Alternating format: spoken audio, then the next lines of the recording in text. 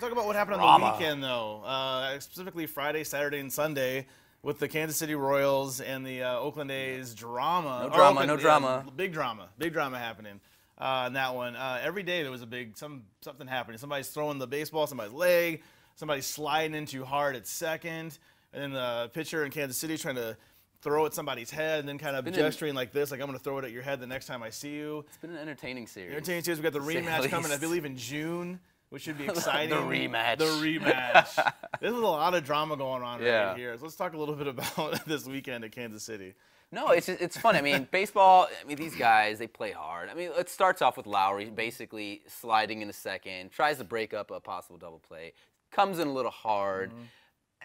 It gets tricky, you know what I mean? Because then that clearly just starts, benches start clearing, things like that. Then, of course, in baseball, you got to show up. You can't, if something like that happens, you want to, show up for your team. So then, Kansas City has to retaliate. And it's just, back and forth, back and forth. Lowry gets hit by a pitch. Then you see, in Sunday's game where, he gets hit and talking about, like you just said, oh, I'm coming for your head next. I'm like, it's ridiculous. Kind of reminds me, we were talking about this before the show. I believe it was last season with the Orioles and Oakland, as a matter of fact. They just have a knack for this stuff with them and Manny Machado. I think the ump missed it because there was one pitch on Sunday where the guy, he threw it really close, skimming him, and he didn't throw him out. And I think he probably should have done it then, at least giving him, I know they're supposed to give a warning first, but then he threw it right at his head, and it's just it was pretty obvious that it was coming. I think maybe they didn't, I don't know, I think they could have contained it a a little better. I think in that particular situation, I think umps really need to take charge and really be aware of what's going on because things have already been so heated.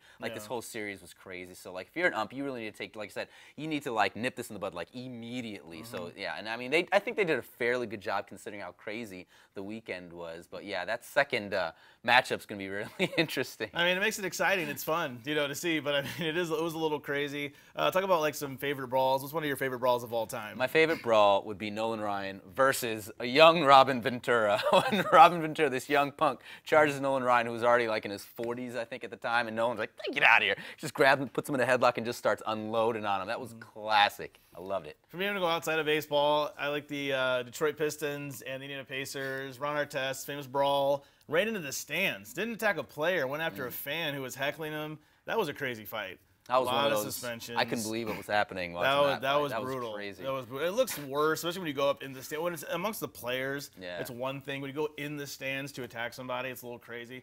That was one of mine. It's just crazy. You just never know what you're going to see. There's always chances of brawl. Even in the Chicago Bulls game last night, there was almost people getting heated. Tensions are flying. It's the playoffs. Things are getting crazy, man. Time. Baseball, not the playoffs yet. It's early. We got a lot of baseball left. Oh, that's all right. We got a lot to cover, though. Speaking of the NBA playoffs, perfect timing.